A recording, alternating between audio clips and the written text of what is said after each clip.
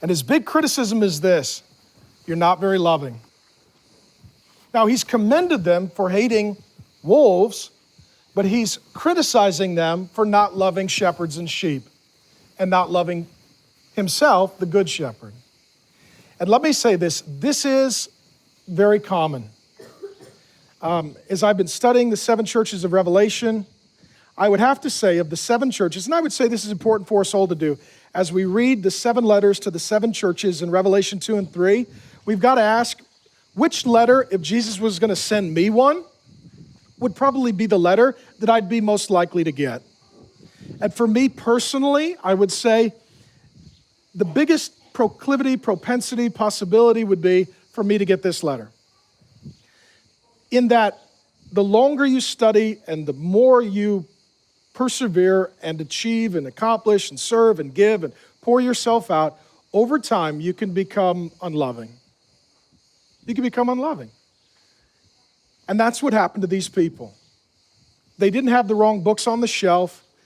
They didn't have the wrong teachers in the pulpit. He wasn't criticizing them because they weren't generous givers or faithful servants or patient endurers or overcomers. He says, you know what? If we just put together a list like you would for a child, let's say a chore list, he's saying, we check every box. Your church is absolutely dutiful and faithful, but I know your heart, and it's gotten a little calloused, it's gotten a little hard, and it's not very loving. The result is, he says, you've fallen from where you started. When you started, there was a lot of love in your church. Love for each other, love for the leaders, love for non-Christians and lost people, love for the Lord. And it's not that they hate and despise.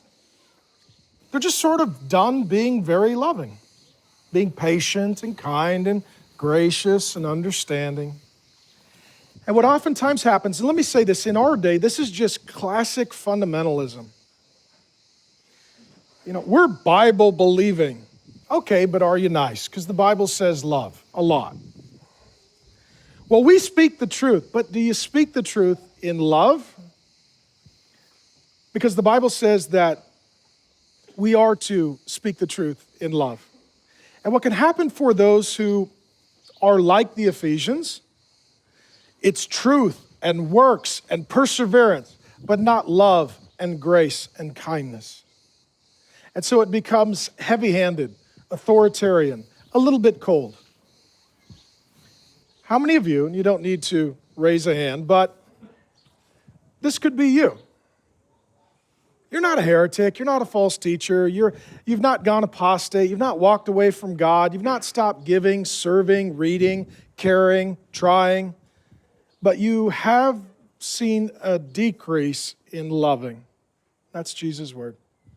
And it's interesting because it's really hard for us to judge someone's heart, right? We don't know.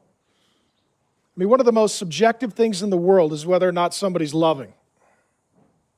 And Jesus says, I know your heart, and I don't see it filled with love.